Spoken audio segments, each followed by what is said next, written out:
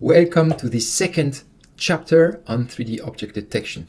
In this live workshop, we target the first layer of 3D object detection, specifically semantic segmentation. So we are going in this episode to approach how we set up an environment very quickly, how we prepare the data to then use KPConv architecture, which is a 3D deep learning approach.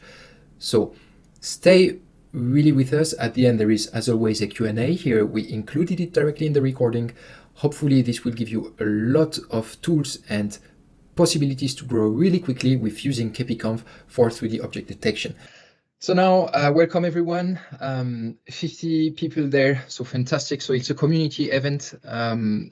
It's really like a closed group. It comes out as a second chapter. The first one was on vectorization, and this 3D object detection spans out from the idea of Jean-Jacques, which is among us, that the idea maybe we should do a workshop there. And that's the idea along these full seasons of workshops. Every time at the end, we will choose the next one. With something in mind is that in this case, 3D object detection, it's impossible to make everything fit if we have something performance-oriented, really useful. Impossible for us to make it fit within 1 hour, having the instances as well.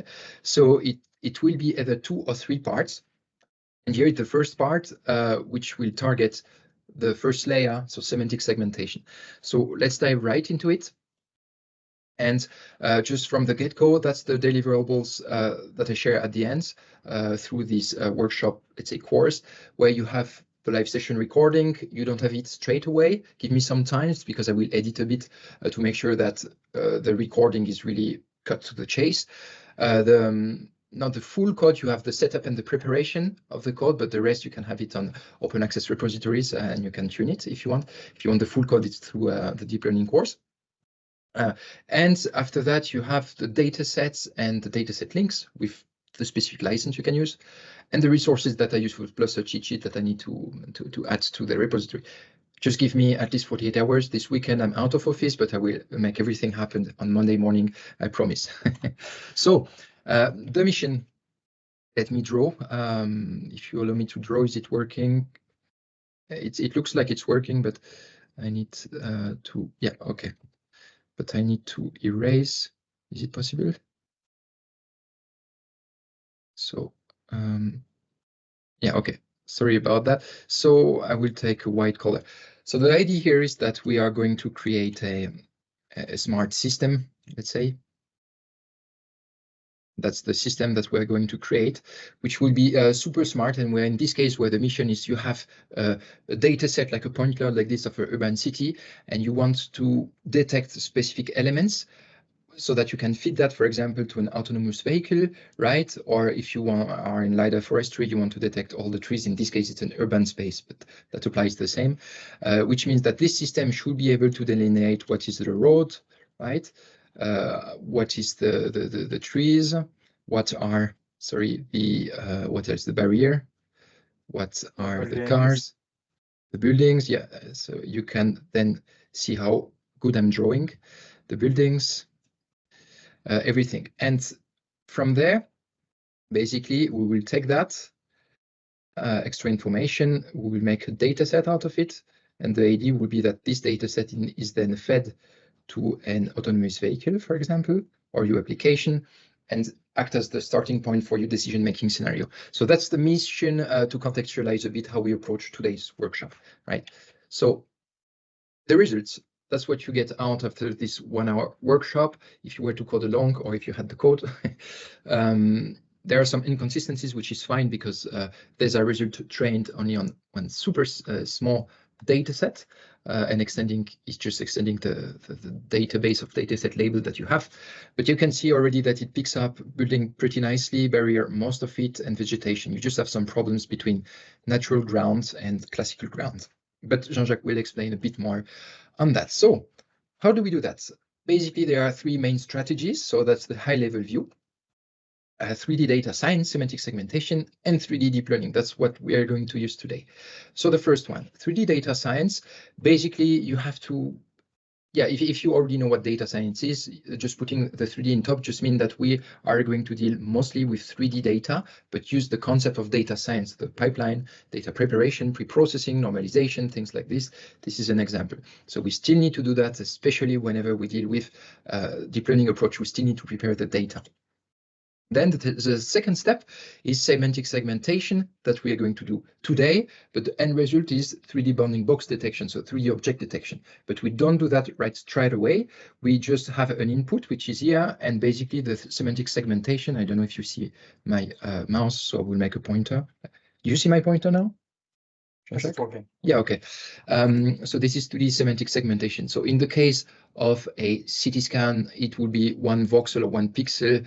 You had a label to it. In the case of a point cloud, it's 1.1 label. In the case of a mesh, it could be one triangle, one label, or one edge, one label. It just, you take the base unit and you add the prediction to this unit, all right? So that will be what it is. And the instant segmentation is combining both knowing per class how many objects you have and the class you have. So this is what you have here. We target that today. And then we have the third step or the third strategy, which is 3D deep learning.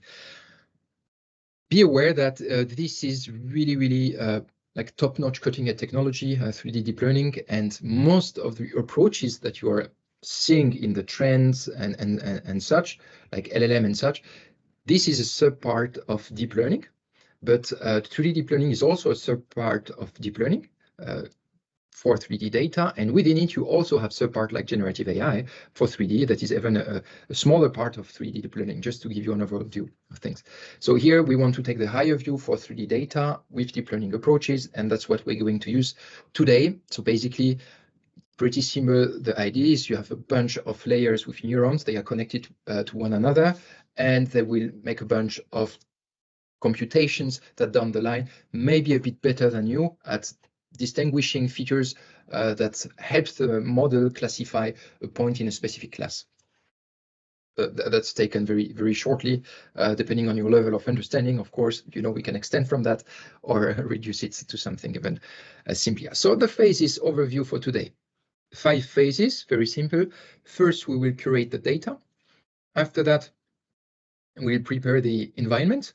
And once that is done, we will go on to preparing the data. So this is very important, especially with 3D deep learning. We need to make sure that the data is passed in a coherent way, else it's very easy to have like a massive amount of debugging to do. And truly, this is something that hopefully you can avoid. Just a short disclaimer here. What we are going to show spans out from like open research, in which we are deeply involved with Jean-Jacques. But usually what you have on the GitHub repositories and such, it's not tuned for efficiency. So it's something as not even a proof of concept. It's a research output, which is what we ask of researchers or what I ask of my PhD students. And secondly, you don't necessarily have something that is stable. So it means that if you take the code on your machine, there are high chances that it will not work, and you need to spend at least 2 weeks trying to debug something, and usually you need a lot of resilience to be able to push through that. So what you see here, we went, I don't know how long it took us to make it work and efficient, Jean-Jacques, but it was around 6 months to have a very efficient implementation. So and go something in minutes and not in days. Yeah. For the training. Yeah, that just to situate a bit so that you don't have false expectation about, oh, okay, great, now I understand. Let me pick up a GitHub repository and from the get-go it works. Unfortunately, today it's not the standards of and what the researchers are asked for. It would be a lot if they were asked to have something that you can take and have in production. So we did the middleman work, let's say, to on top do that. So that's what you're going to see. So data preparation, training, and inference. So 2 separate steps. First, we train our model, and then once it's trained, we use it to make some inference on unseen data. And finally, we evaluate and visualize. So that's pretty simple as far as the phases go, but there are some tricks down the hood, of course. So today's mission brief, introduction done, out of the way. Now we go on to the code session, so the live session, where we have these 5 phases. And then after that, we will keep some time, so I will be on the watch, Jean-Jacques, sorry about that, to just make sure that we have some time to have this community brainstorming and answer the questions that you may have, because there may be some answers. So I see that you have a Q&A button on Microsoft Teams, so maybe we could use that, right, to combat all the questions. And then at the end, with the resources, I will just have the question and the answer, so that it gives a bit more of a context. Superb. And then at the end, we will choose the next workshop topic. So before giving the floor to Jean-Jacques, this is the initial plan for the data preparation phase, where we basically have several files that we will use as input to our data preparation script, and labels as input to our data preparation script. And then after that, we have several files with the label added. So it's that simple, right? So that's just a little view of the data preparation. Now, Jean-Jacques, I propose to give you the floor. I will stop sharing my screen, and it's all yours. And yes, Benoit, of course, the magic. So yeah, it looks like it's magic when we see all the various posts, the various things that are coming out, but no, it's not. Right. Okay, so do you see my screen? Perfectly. Yeah, okay, nice. So let's start with just talking about the data set we choose. So to have something that is very close to the reality, we choose the open source data set Semantic 3D. That's pretty nice, quite huge, but very useful for testing and evaluating an approach. It's really easy. You can get it directly on the website and click on download to get it. No registrations, nothing like this.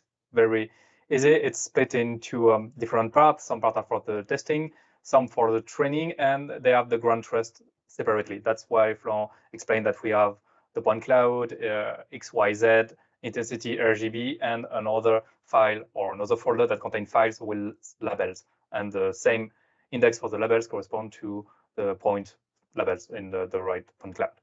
So you can directly get this data set, and we need two other things.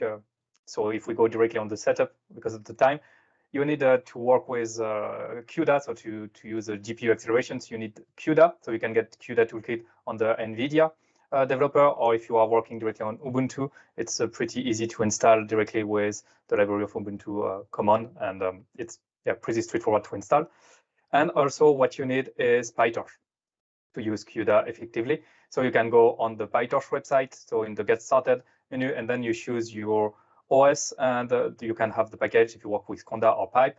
In our case, we will work for these sessions in Conda, and you choose also the CUDA. So I'm presenting on the Mac OS, so no CUDA available, but I'm working remotely, so it will not be an issue. And when you select one, you have the right command to use in your terminal to set up Conda. And that's pretty simple to have the first download of the library you need and the dataset. So we can go to the setup. So I will just stop this presentation and reshare the other screen. Yep. This one. So normally you should see one on the left, some code, and the right, a terminal. Is it working? Yes, working perfectly. Yeah, okay, nice. So we just have first to prepare the data, because KPConv work with a data set that compose of XYZ, RGB, and labels, and not with separate file. So the idea here in this script, if we just make some code review and not code writing directly, here we will define our folder, so where we have the data. So you have to unzip the data in one folder that's here called SEM8. Then we have the label subfolder. So it's where you have all the labels corresponding to the name of your point cloud. And we will define two other folders, one for the test and one for the train. That's the idea. Then we will create directly this output as a directory for the train and test. So just to be sure we'll have it. And the idea here is just to list all point cloud we have in the folder. So all point cloud we have unzip. And when we go in this folder, we will make the first translations. So the concatenations, meaning. So the first thing, we get the path of the point cloud. So really the complete path of each point cloud we have in the folder. And we will get in the same times its labels. And the labels is in the subfolder we have. So if I can make maybe just a view on the data, maybe it will be easier to see. So we have the code, the data, we'll have it. And if we go in the same, here you have all the data. So that's we have here. And we have a subfolder here that's contained the labels. So that's the view. And the labels have the same names, just the extensions labels. That's why we load these two files at the same time. And then we will concatenate it. So one thing here is if the file doesn't exist, so the label file doesn't exist, we just copy the file, the point cloud, into our test folder and not in the train folder. Since we have no labels, we cannot train with it. And if it's with labels, then we will make the concatenations. So the first thing we do is to create the output path, so to save our new point cloud. And here we will just say that we give the RGB, and we replace the RGB intensity, that is the name of our point cloud here. So you see it's always like this, by RGB labels. And that's the concatenations we will do in this output file. And to do this, we will first open the point cloud and open the labels in this line of code. So it's really easy. We use this way directly Jean-Jacques, two files at the same time. Yes? Just a very small question to clarify. There is a question from Bastien. Okay. So the labels are output points, and just because we did a specific pre-processing, but you show that after, what do you do with unlabeled point clouds? Unlabeled points. Yes. When we have points that have no labels, right? Yes. In the data set, they have let's say no labels. In the data set we have, they have a labels that may 0 and say they are unlabeled. And that's the same part, the last part we will do here when we concatenate. So we'll just go in the line, I think. Because the first thing in the labels point cloud is we read all the labels, so one line, because we have to go line by line for the labels and the point cloud to make the corresponding of the point and the labels. So we go for the both labels and intensity. So the point cloud, here we get the intensity XYZ, intensity, and RGB, and the label for the file with the same names at the same time. And what we do here is the pre-process where we clean and remove all points that have no labels or labels cool 0, because it's not used or it's unlabeled, and we have to remove it to don't consider it into the training set. Otherwise, we will get a lot of issue, and also the point cloud become very big for the training, and it's completely useless in our case. And for if they have absolutely no label, so they have no clue about the labelizations, the point cloud is directly moved at the first stage on the test folder. So it's just a test of the label. So when we extract the label of the point, it's just a string with a number, so from 0 to 7 or to 8, and we just pass it into int to get the value. And since we don't want to use the 0, we make -1 to just scale all the labels to 0 and remove the 0, so points that have no labels or no mining behind the label. And then we just combine the line. So for this, we combine the XYZ that we take at the first, so the 3 first element of the line. Then we will get the 3 last, so the RGB, because the file is XYZ intensity and RGB, and we will add the new label we just created. Then we write this line into our output file, and we do this loop for every file. That's the idea of the first data preparations.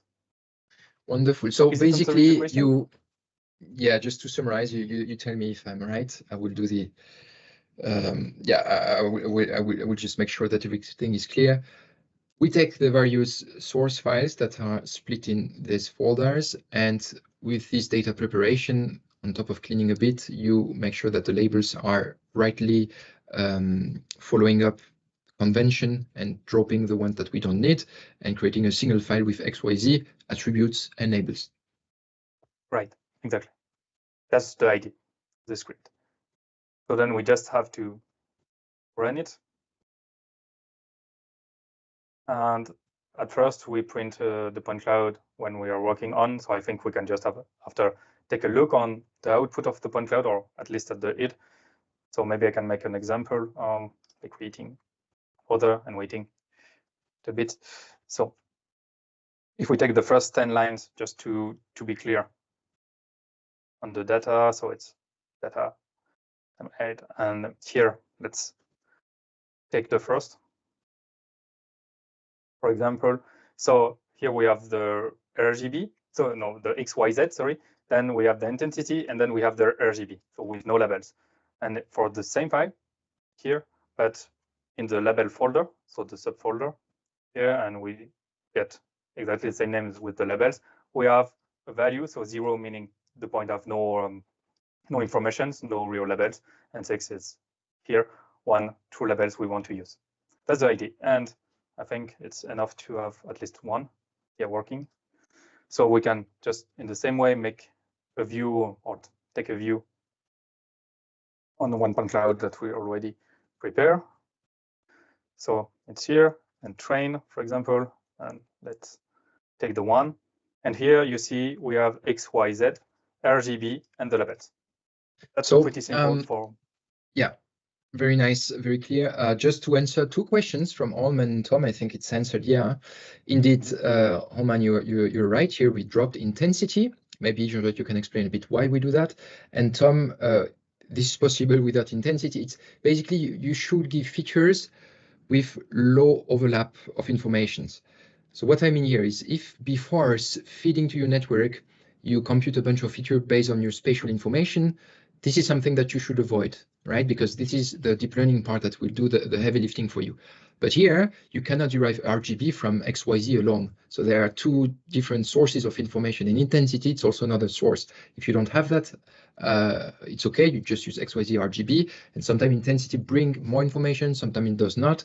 Here, to make it as applicable as possible, XYZ RGB, and at the end, the label is there. Jean-Jacques, maybe a word on intensity? Yes, it's really possible to integrate the intensity if you want it, since it's not derived from the other. Not like, for example, the normals, as you say, Florent, we have to avoid features that are derived. So typically, the normals of points, we have to avoid it to use it. And for the intensity, we can use it in KPConv. We just have to change a little bit the loader to take care of the intensity and not on the RGB. It can be done in different way. Mainly, it can be duplicate, and we have 3 times the same intensity corresponding to the channel RGB, for example. That's work, but mainly for the intensity, it's better to have a specific normalizations for the intensity value and not using it as RGB. In this case, it's really an example of how to use the point cloud with RGB. This is the most common way to have point cloud with color, for mainly to have color. And if you want the intensity, you have to change in the way the point cloud are loaded and in the dataset for the normalization, but it's definitely possible to use it. For urban point cloud, the intensity can be relevant mainly for cars or elements that have high reflectance, but for example, for the ground, it will not have a high relevance at all. So perfect. other questions so I think for the we can move on to we can move on to I think the next stage, which is training and inference. Just first, a quick things about the setup. So I can increase here just to have a view. So we are in the KPConv folder that is coming from the GitHub. So you can get it on the GitHub. Here they have some modifications that you will have mainly for the data processing and things like this. And the first thing we have to do is to initiate our environment and setup. And for this, we will create a Conda environment.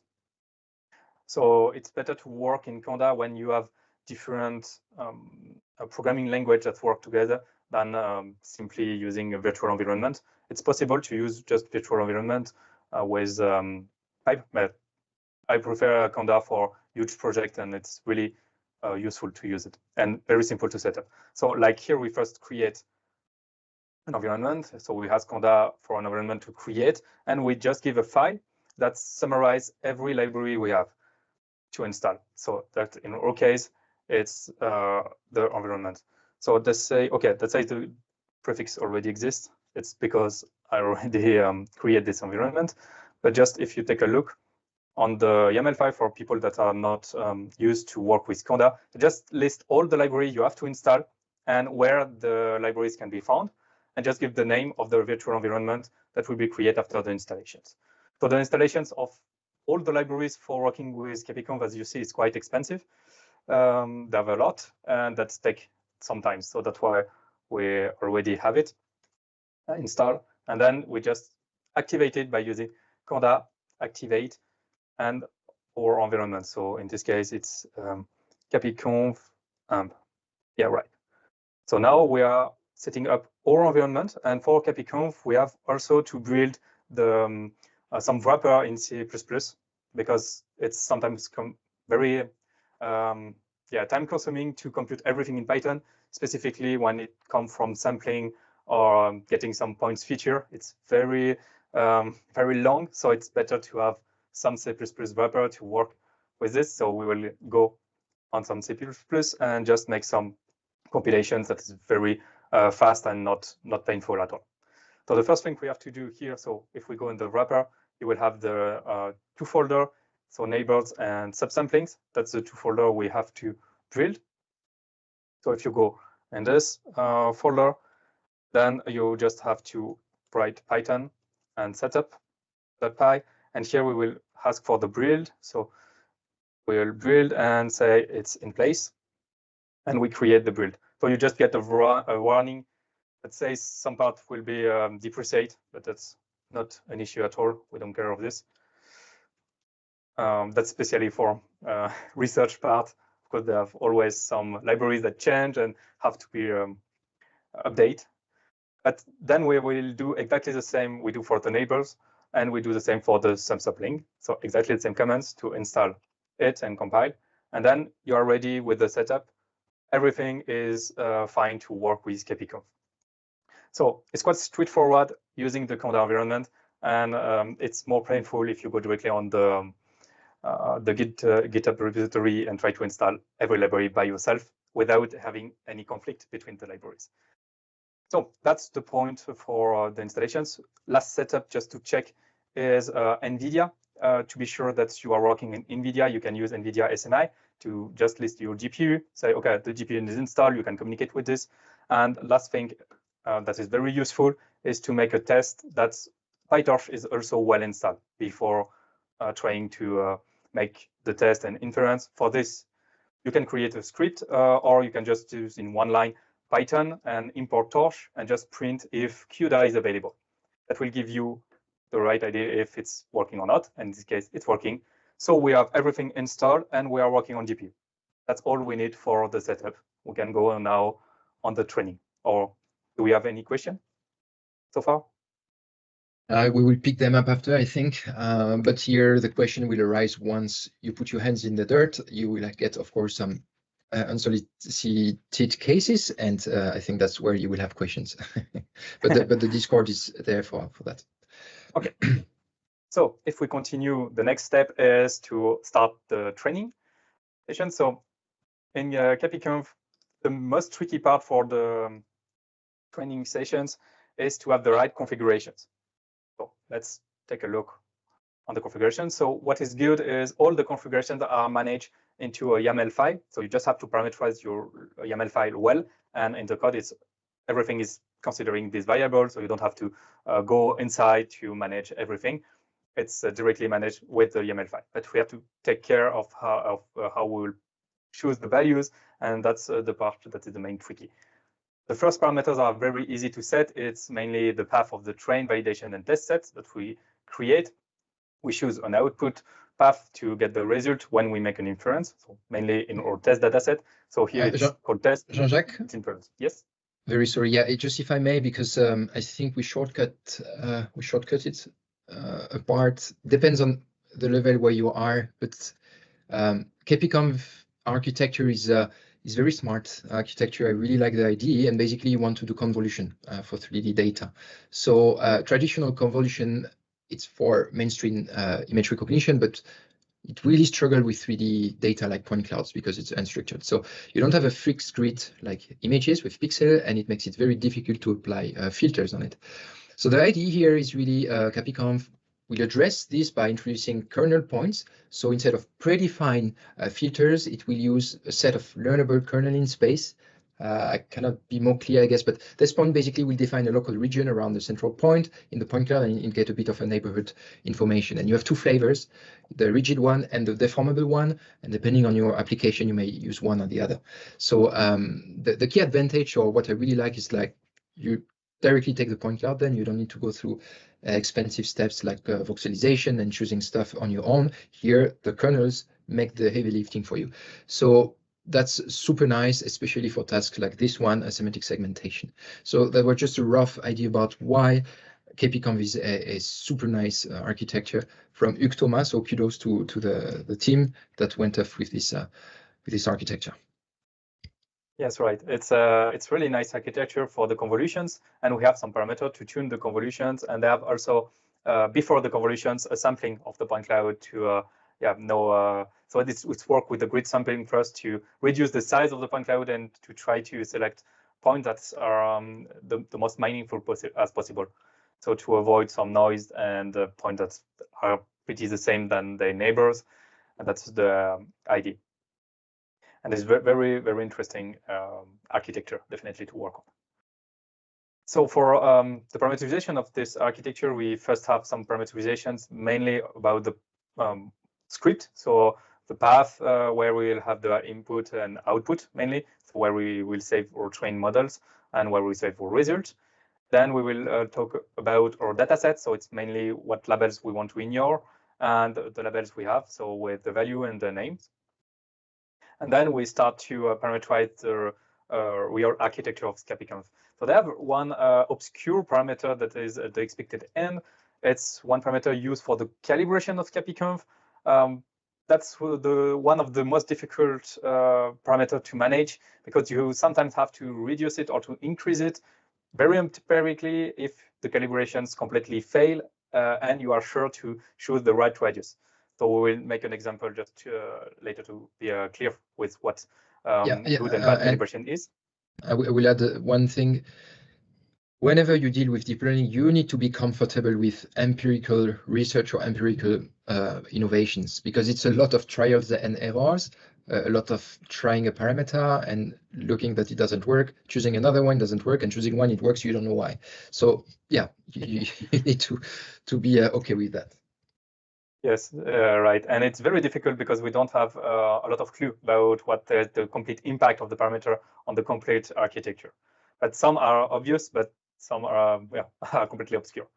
Then we have, like for this one, is a good example. We have one that's completely obscure and one that is very clear. The number of votes, it's the number of similar votes the model have to produce to say this point belongs to a car or belongs to a building or things. Have to say it 100 times. And if it's working 100 times, say, okay, now we have an idea of what classes this point belongs to. Then here there's the name of the dataset. We don't care. We have some parameter here that is quite not useful. The number of threads for your architecture. And then you have the definitions of the architecture. So if you are very familiar with deep learning, you can try to fine-tune the architecture by changing some layers. Or you can just keep it like this. It's working pretty well. And then you have the two main feature to tune according to your dataset. It's the number of kernel points. So the three. The radius that we have to choose. If you choose too small radius, you will not be able to train anything. That will completely fail. And same thing for this sampling. You have to choose a sampling that is big enough for the performance to don't take too much time to perform. But if it's too big, then you will lose some accuracy. And the radius, if it's too small, you just get nothing. If it's too big, you lose also some accuracy. For the rest of the parameter, will not go in detail in every. But just then we have the number of epochs, maximum epoch steps. So it's how many times we iterate for one epoch for the training set and the validation set to have an idea of some metrics. That's mainly the part. Right. So I see the time is running. So let's go directly to the work, I think. So if we want to train our model, we'll just ask to run the script with Python, and we will use one script that is called train. Okay, I'm on unsampling. So go up, then I'm on the KPConv folder, and then here I will ask for training. So it's trained standard because it's standard dataset. It's working for every type of point cloud that follows the structure we create. And the thing we have to do is to give a configuration file.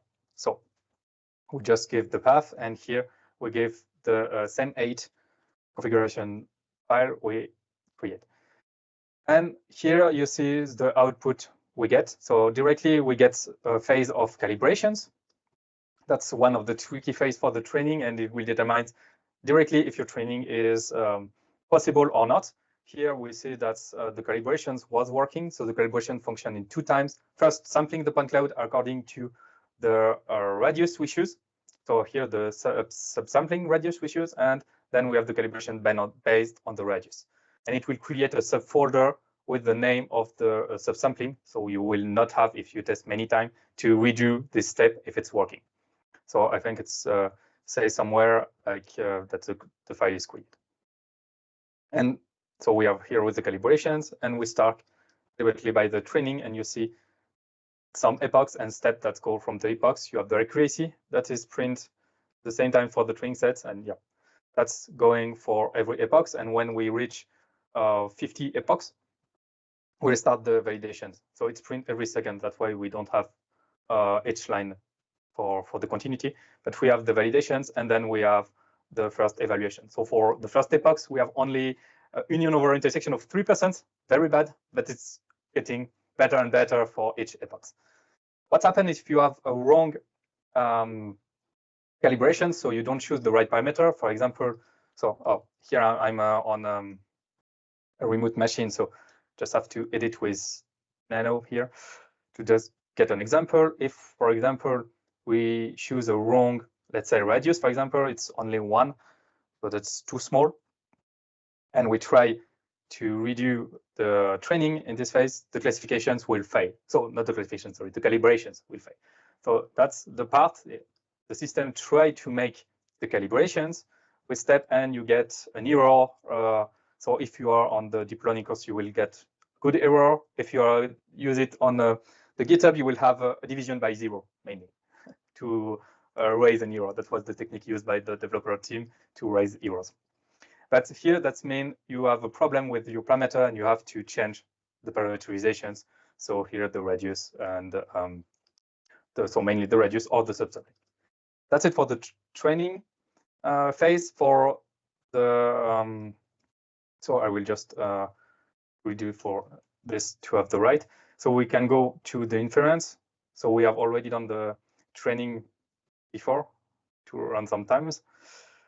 So yeah, just here have to improve. It's also very important to have exactly the same parameterizations for your training and inference. Otherwise, you will get some error, and your system will not be able to infer well. So for the inference here, we will use test models standard, so that will load our test set here to work, and we always give the path of the configurations because they contain the architecture and all the parameters needed. And now that's the time for the inference.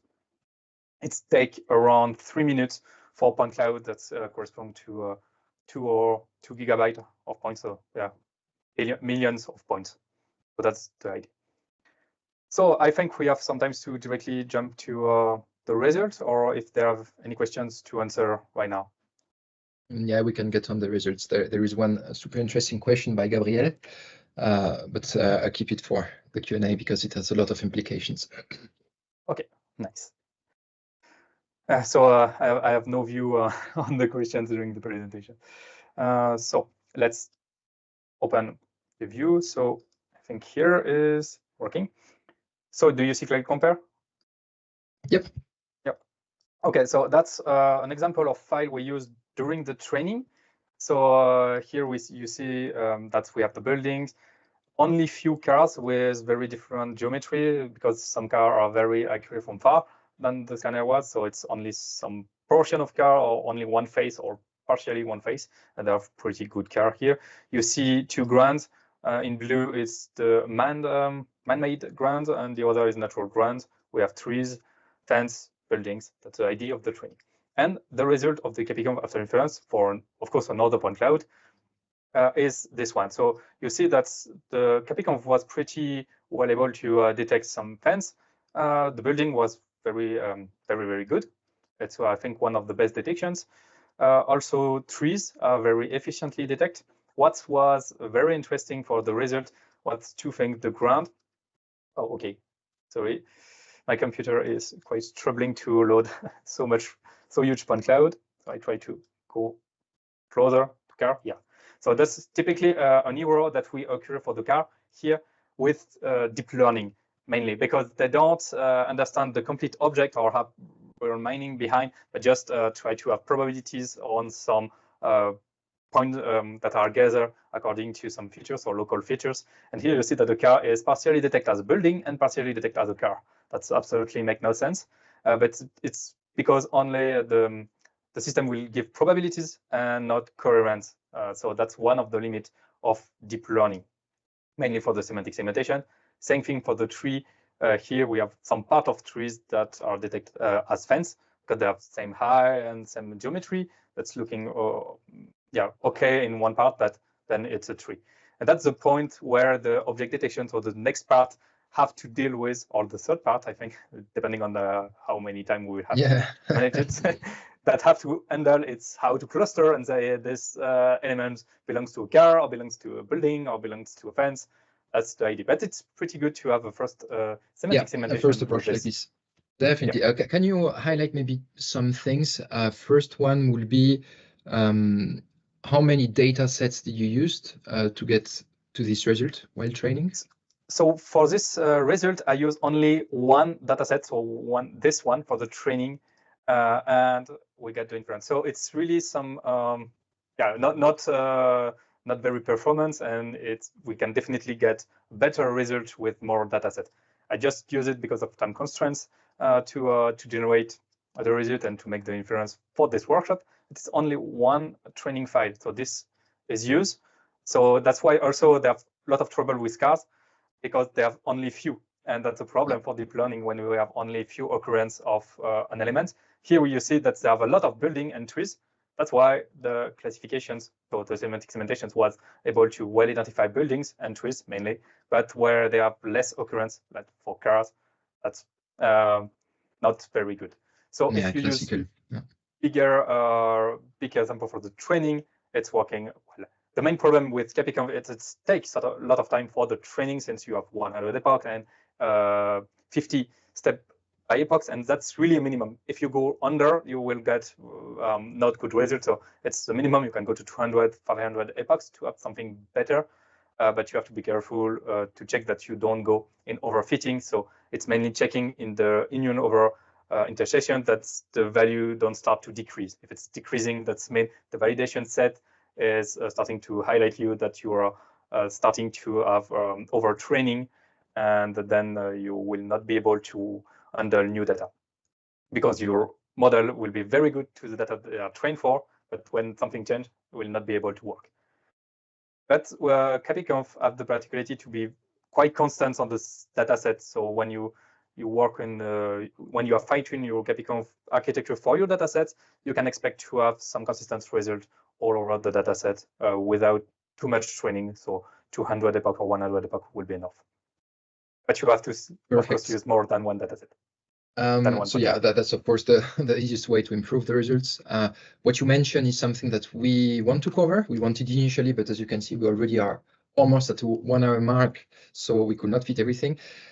But then adding this clustering phase on top of it will give us an idea of the instances. But there are two components there. First, how do you make this unsupervised instantiation, so clustering? And second, how can you use that to actually refine the semantics, the results, which is something that you can do with some smart tricks and that we want to include. So it will be in either the next session or the one after. We wanted the next session, but for the story, so Jean-Jacques has a happy event. He will become a father for the second time. So we will leave him be for some time. And then when he gets back on track, we will pick it up. So I think that will be for end of April, and end of March, I will do the clustering one. So that's for the little story. Yeah, and just a question, Jean-Jacques. Sorry about that. What about the inference time here? So the inference time is 3 minutes for this point cloud. That's it's quite huge. So that's pretty good. So KPConv will definitely not work in real time. That's for sure. So it's 3 minutes for the inference compared to 1 hour in the original KPConv versions. It's one hour and a half. It's only 3 minutes in all versions. It's quite improved. And yeah, on this case, I can go back to why choosing one file for the training. It's because also when you work on your applications and you have to annotate yourself your own data, it's really painful. And you see that if you just take one of your point cloud, make a right annotations, and then use KPConv on the other point cloud, it will give you some nice result and also may help you to produce more point cloud with labels without too much pain. So like you will see when we have some cluster, you can easily correct some misclassifications or some missegmentations, and then produce new ground truths and improve your KPConv. All right, so we can come in some Q&A.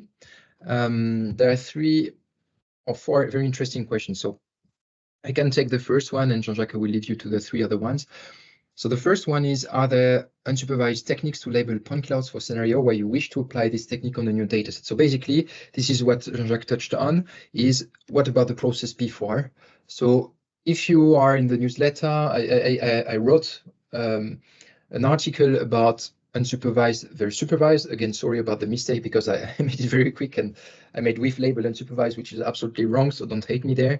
Just was very late.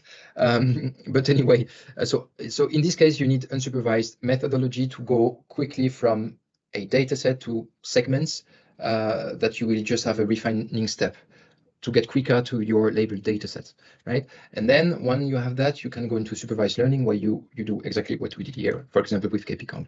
So that would be the idea. So there are techniques. Some of them are within course lines that are at the academy. Some of them are open. So basically, always my advice, again, I repeat, if you can avoid going into deep learning, please do so. If all the other approaches fails, then you can go to 3D deep learning. But it would be a mistake to get from the get-go onto 3D deep learning if you didn't test it classical approaches. So in the case of urban scene, you have a lot of man-made shapes, right? So you can go into shape detection approaches like Ransack, Ransack is good. What else are shape detection, which is coherent? Jean-Jacques, I don't know on top of my head. If you have other ones that will work straight out of the bat. Sometimes some DB scan can just get a cluster and extract some small information like the height, the length, and things like this, and just give you an information of the object. But it's still really depending on the application case. If your application case is very simple, you need a simple solutions. If it's very complex, probably you need a complex solutions. And one thing about the deep learning, of course, we have some unsupervised approach like GrowXP, superpoint transformer, and things like this that will help to have labels. But as you see in these sessions, it's also possible to use deep learning approach to help you to label your point cloud. Like for example, here you have to correct some labels to generate a better point cloud labels and then improve your system. So you can start with one well-labeled point cloud, then use your deep learning to generate some label point cloud you correct, and then you use this new corrected point cloud as a training for improving your deep learning. So it can be a process like this that make your model smarter in a way, but you always have to be careful of the quality of your annotations, because if your quality of annotation is bad, it's garbage in, garbage out. So if you have a wrong labelizations, at first you will get very wrong labelizations as output. So we can take maybe 3 more questions, and then we have some stuff to show you about where the resources are and such, so that it's clear for you. Maybe Jean-Jacques, you can quickly hint about what is the approximate point density for a 10-meter radius, I guess, in this case. We can put that in the resources. That's very specific. What is the density in this case? Other question by Marco, could it possibly be that the car is partly recognized because of skewed input training labels in the input dataset? So the car will be partly recognized because of what? Sorry, I didn't. Skewed. So if the training labels are not very consistent. Yes, of course. That will create errors if the car are wrongly elaborate. But mainly what's create problem with car also is they have only few, and the geometry of one face of the car is very similar to a lot of other geometries.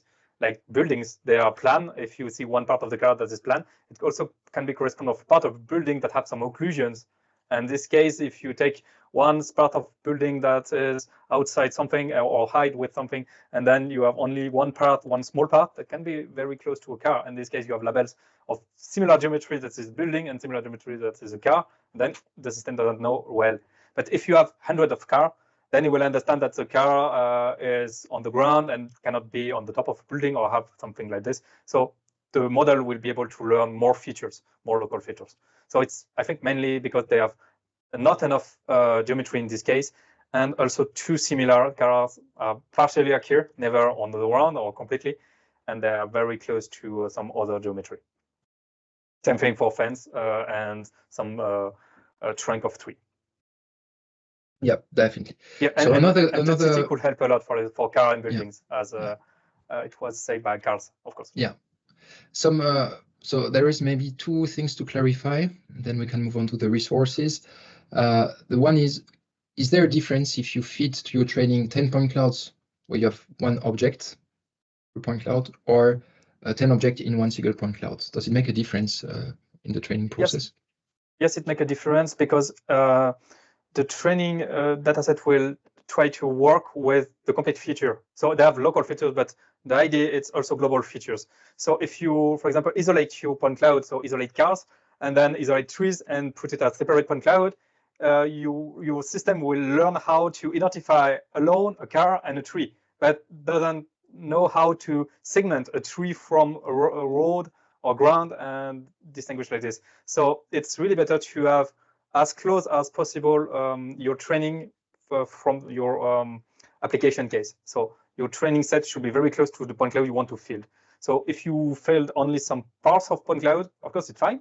If you field only some object, but in this case it's mainly it's not the semantic segmentation, it will be mainly classifications. And definitely don't go in KPConv in this way if you just want to classify object separately. Is there some PC satellite photo combine training a way to perfect the process? Yes, of course, it's really possible to have multimodal classification of semantic segmentations and object detections, where you work with some satellite images and work also in point cloud. So with LiDAR HD, for example, you have directly the point cloud of aerial point cloud that you can combine with satellite images to have better classification. And it's really powerful to combine multimodal classifications or segmentations. It's really, really powerful. So as more as you have models things, it's better to use it. So if you have image and point cloud, use the both. It will clearly enhance the classifications and the segmentation. So other questions? Yes, so there was so the PC satellite. There is one should mislabel parts by Fabiano in Munich. Or is it your name, Munich, or is it the city? So anyway, should mislabel parts be separated and the formable convolution be optimized on this data set? For example, the mislabeled cars in the example. Yes, yeah, we can separate it and make some deformable convolutions on it. The main problem is to choose where we have a area of mislabelizations. That's the most tricky part. It's because from the only point of view, point cloud are not structure, so you start to have a structure with the labels, but the structure doesn't give you directly a clue. Here is the wrong area, or you have wrong labels, and some are good labels. So mainly you have to put some more, it's a smart strategy to at least first identify where areas of mislabeling are. And like typically you have a tree on the top of a car, that's okay, that makes no sense. And then or exactly on the top, I mean, and then you see here they have a mislabel, for example. But that's mean you have to interpret the first labelizations and also to split. So here we only have like a structure of labels, so you can see as layers. So you can, for example, display all the buildings and then all the cars and then all the trees. But the structure of the point cloud, it's like this. You can imagine as layers. And the second step is to break down these layers to have instance. And with this instance, you will have more clue to say, okay, this is not possible to have a tree and a car in the same place, for example.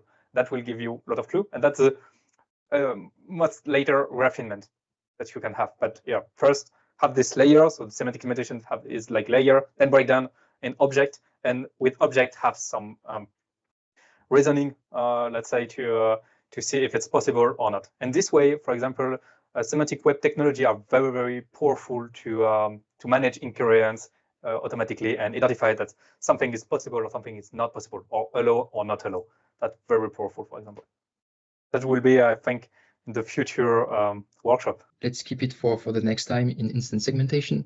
And that's a wrap up for this 1 hour session on 3D object detection part 1. So as you saw, we covered semantic segmentation with KPConv, how you prepare the data, and what is really important when you tune this architecture. So super interesting. The next stages, of course, is try to on top add a clustering part so that you have the instances detected, and also how you can use this detection process to guide a bit more the semantic segmentation and correct the mistakes. So these are 2 new elements that will span out in a couple of weeks, a couple of months as the next chapter. In the meantime, stay consistent with your learning, with coding, and don't hesitate to reach out for anything. Bye-bye.